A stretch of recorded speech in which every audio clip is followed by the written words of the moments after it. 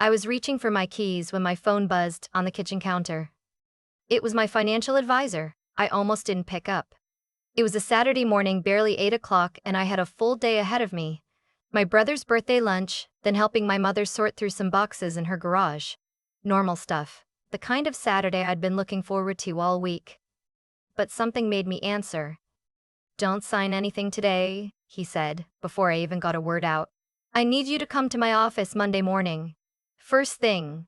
And whatever you do, if anyone puts a document in front of you, don't touch it." I stood in my kitchen with my jacket half on and my keys in my hand, and I said, "What are you talking about?" He paused. The kind of pause that means the person on the other end is choosing their words very carefully. "Just trust me," he said.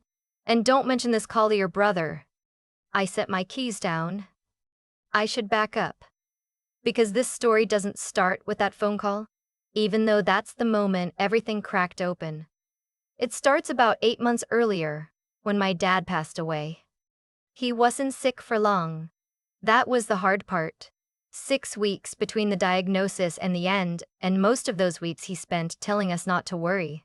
That he'd been a lucky man, that we shouldn't waste time being sad when there was still good food to eat and games to watch and grandkids to hold. That was my dad. He had this way of making grief feel almost impolite. He left behind a paid-off house in Phoenix, a life insurance policy, a brokerage account he'd been quietly building since the 90s, and the family business, a small chain of hardware stores in the East Valley that my grandfather had started in 1974. My dad had run it for 30 years. My brother had worked there on and off for most of his adult life. I hadn't. That was always the unspoken thing between us. My brother stayed close, worked the business, drove my parents to appointments, showed up on holidays with beer and folding chairs. I moved to Denver after college, built a career in marketing, came home for Thanksgiving and Christmas and birthdays, and tried not to feel guilty about the distance. I loved my dad. I just loved him from farther away than my brother did. So when the estate went through probate, I expected it to be simple. My dad had been organized. He had a will, a trust, a clear plan. Half the house value, half the financial accounts, and a buy-sell agreement that outlined exactly how my brother could purchase my share of the business at fair market value if he wanted to keep running it. My dad had set all of that up with his attorney years ago, updated it twice, kept copies in a fireproof safe, and with his lawyer downtown. My brother hugged me at the funeral and said, "We're going to get through this together." I believed him. The first few months were actually okay. We talked more than we had in years. He'd call me on Sunday nights and we'd swap memories of our dad, argue about which of his catchphrases was most annoying, laugh until it stopped hurting for a few minutes. His wife was warm to me in a way she hadn't always been. His teenage daughter, my niece, started texting me out of nowhere. Memes, TikToks, random thoughts. It felt like grief had broken something open between all of us in a good way. Then things started to get strange. It started small. My brother mentioned, casually, that the business accountant thought it might make sense to consolidate some of the estate accounts for simplicity. I said I didn't really understand what that meant, and he said not to worry, he'd handle it. I remember thinking, okay, he's always been the one who understands the financial side of things. I'll loop in my own advisor before anything gets signed. That was the plan. Then my dad's financial advisor, a man named Gerald who had managed my parents' accounts for 15 years, retired suddenly. Which wasn't shocking on its own, he was in his late 60s. But my brother called me within the week to say he'd found a great replacement and had already started transitioning the accounts. I asked why he'd done that without talking to me first. "I was just trying to take something off your plate," he said. "You're so busy up in Denver, I didn't want you to have to deal with it." That sentence bothered me for days and I couldn't explain why. About a month after that, my own financial advisor, a woman I'd been working with for 6 years, who had helped me buy my condo and build out my retirement contributions and navigate a fairly complicated 401k rollover, called me to check in on how the estate was progressing. I hadn't updated her in a while. I walked her through what I knew, which wasn't much. She got quiet in a way that reminded me of how he'd gotten quiet on that Saturday morning. She asked me to send her the documents my brother had forwarded about the account consolidation. I said I hadn't received any documents. My brother had just told me about it. Another pause. Okay, she said. Let me make a few calls. I went to my brother's birthday lunch 2 weeks later, not knowing any of this had escalated. My advisor had told me she was looking into a few things and asked me not to bring it up with my brother yet. She was careful that way. Methodical. I respected it even when it frustrated me. The lunch was at his house. His wife had made my dad's green chile recipe, which was either a kind gesture or the saddest thing I'd ever seen, depending on what mood I was in. My niece was there, quiet in the way teenagers get when they're thinking hard about something. She kept looking at me during lunch and then looking away. After we ate, my brother pulled out a folder. He said it was some paperwork related to the estate. A formality, he said. Something the accountant needed to get the accounts fully transferred into his name so he could manage the business finances more efficiently. He set it on the table in front of me and slid a pen across. I looked at it. I thought about the phone call from that morning. I want to have my advisor look at this first, I said. His expression didn't change right away. That's what I remember most. It took a full 2 seconds before his face shifted into something that looked like confusion but felt, to me, like something else. Something colder. It's really just an administrative thing, he said, nothing significant. Then she can look at it Monday and it won't be a problem, I said. His wife came in from the kitchen and the conversation moved on, but I noticed my niece watching me from across the table, and when I caught her eye she gave me a small nod, like she was relieved. I left Phoenix Sunday afternoon with the folder my brother had given me. I'd asked to take it home and review it, which he couldn't really refuse, and called my advisor from the airport. She answered on the first ring. Don't sign it, she said before I'd described a single page. I already know what it is. What she'd found over 2 weeks of making quiet calls and pulling records was this. My brother, working with the new accountant he'd brought in, had been in the process of restructuring the estate. The consolidation wasn't an administrative simplification. It was a legal maneuver. The documents he'd wanted me to sign that afternoon would have transferred my interest in the business and a significant portion of the brokerage accounts into a new entity, one that he controlled entirely. My signature would have essentially meant I was voluntarily relinquishing my share of the inheritance my father had spent 30 years building. The business alone had been appraised independently at just over $1.4 million. My share was half. She'd also found that the retired advisor Gerald hadn't retired voluntarily. He'd been pushed out. My brother had called the firm and requested a transfer of management, which was within his rights as a co-executor. Gerald apparently had raised concerns. He hadn't felt comfortable with what was being asked of him. He'd sent a letter to my brother's attorney outlining those concerns. My advisor had tracked down Gerald through a mutual contact. He'd told her everything. I sat in the airport gate with my boarding pass in my hand, and I felt something go very still inside me. Like the moment before a fever breaks. Not calm, exactly. More like the place just past shock where your brain starts working again, out of pure necessity. I called my brother. He answered on the second ring. Happy, easy. Just the way he always sounded. Hey, did you make your flight? I didn't sign the papers, I said. A pause. Yeah, I figured. What's going on?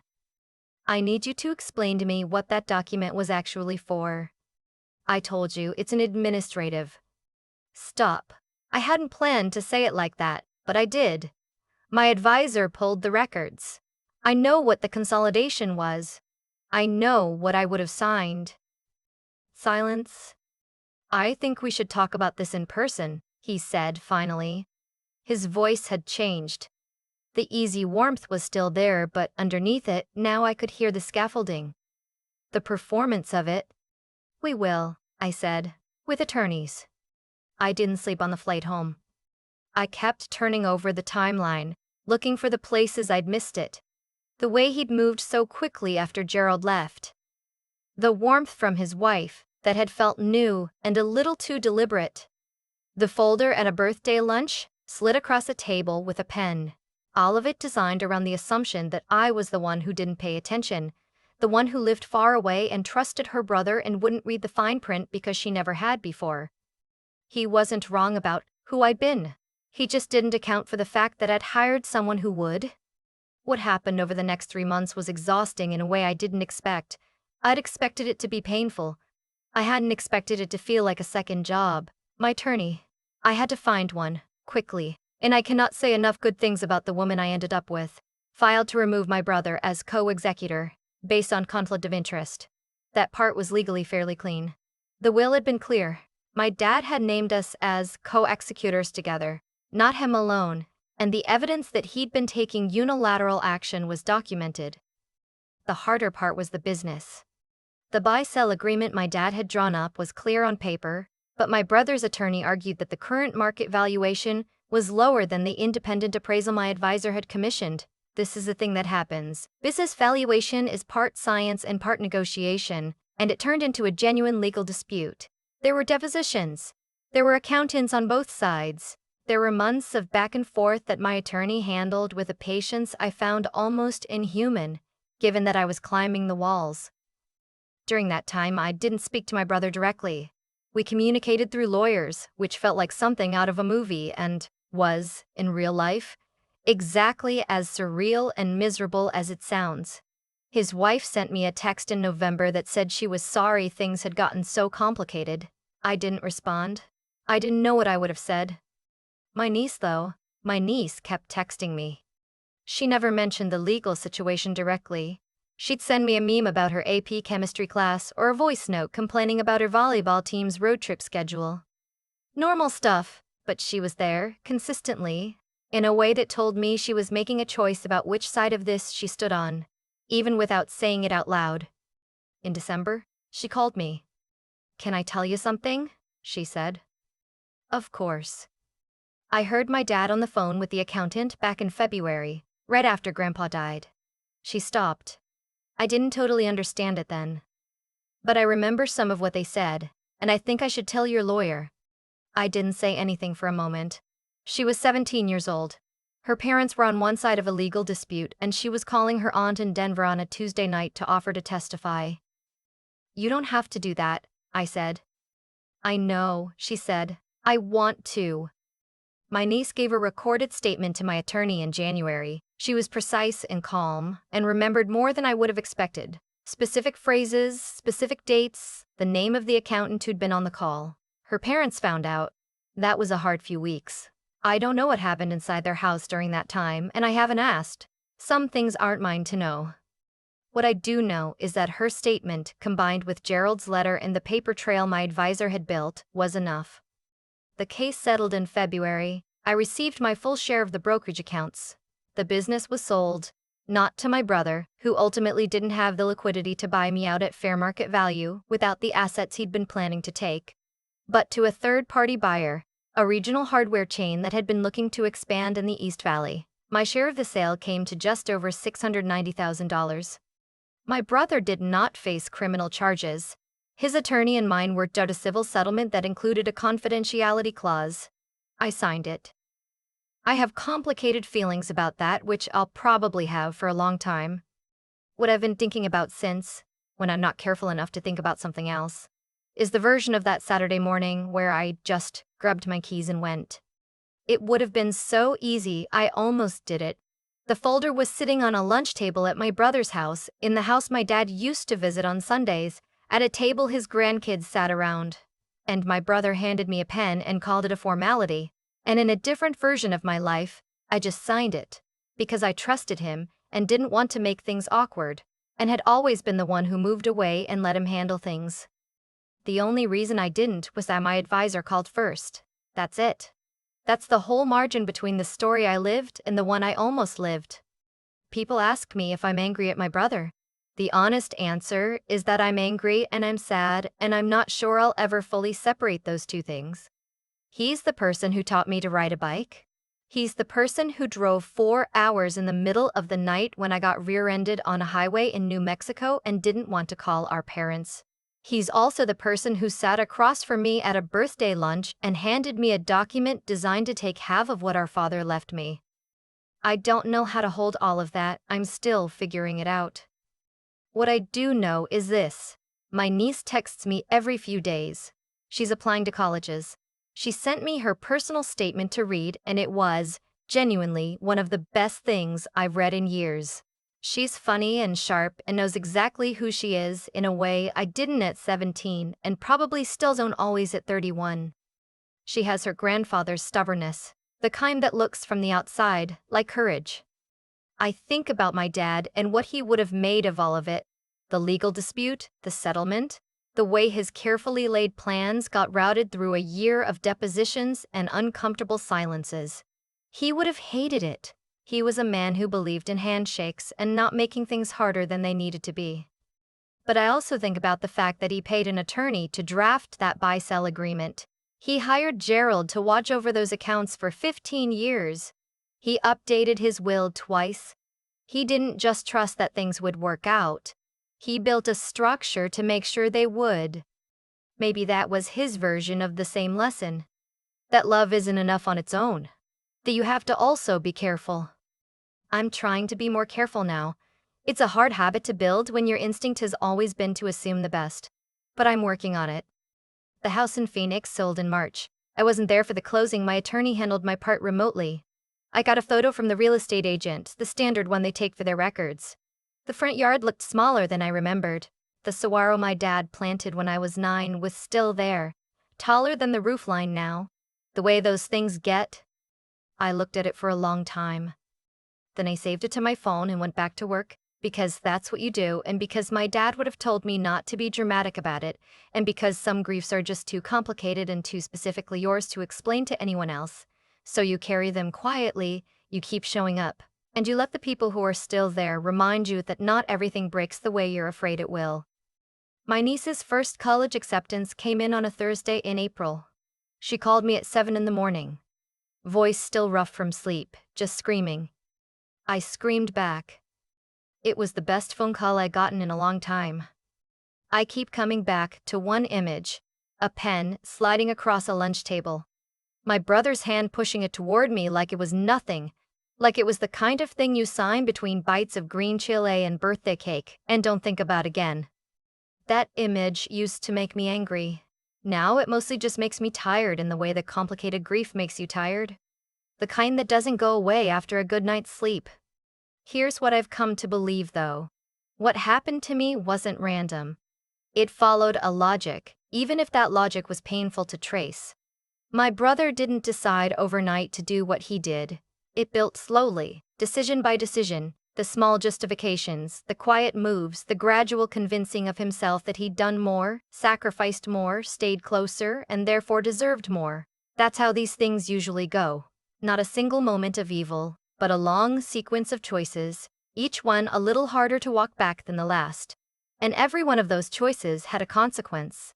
The paper trail my advisor found didn't appear out of nowhere. It was the record of those choices, sitting there waiting. And my niece, she made choices too. She was 17, living in her parents' house, dependent on them for everything, and she called me anyway. She gave a recorded statement anyway. I don't think she fully understood the legal weight of what she was doing. I think she just understood, at a level that some people never reach at any age, that staying quiet when you know something is wrong is itself a choice. And she wasn't willing to make it. That kind of integrity doesn't come from nowhere. It's built. Quietly, over years, in small moments, nobody's watching. My dad built it in her the same way he built things in me. Not through lectures, but through the way he lived. The way he kept his word. The way he planned carefully and trusted carefully and never confused loyalty with looking the other way. I think about what it actually took to get through this past year. Not just the legal strategy, not just my advisor's methodical work, though those things mattered enormously, and I'll never underestimate the value of having people in your corner who are smarter than you about the things that count. But beyond that, what got me through was the ability to stay clear-headed when everything in me wanted to react emotionally. To read documents when I wanted to cry. To ask hard questions when I wanted to pretend everything was fine. That kind of discipline, the willingness to think carefully even when it hurts, is not something I had automatically. I had to choose it, repeatedly, in moments when the easier thing would have been to just sign the paper and go home. And then there was the part that didn't feel like strength at all. The part that was just endurance. Showing up to depositions. answering another email from another attorney, getting through another month of not talking to my brother. That's not glamorous. There's no version of that which feels heroic in the moment. It just feels like getting through a day and then another day, and then another, until one morning you realize the thing you were surviving is behind you. My dad used to say that a man's character is just his habits, made visible. I think he was right. What my brother showed over months of quiet maneuvering was the accumulated habit of choosing himself first. What my niece showed in one phone call on a Tuesday night was the habit of doing the right thing even when it cost her something. I want to be the kind of person who builds the second set of habits. I'm not always sure I succeed, but I'm paying more attention now than I used to. And I think that's where it starts. Not with a dramatic moment of transformation, but with deciding to notice what you're doing and why, and whether the person you're becoming is someone you'd actually want to be. My niece got into her first choice school. She's going to be fine. I think I'm going to be fine too.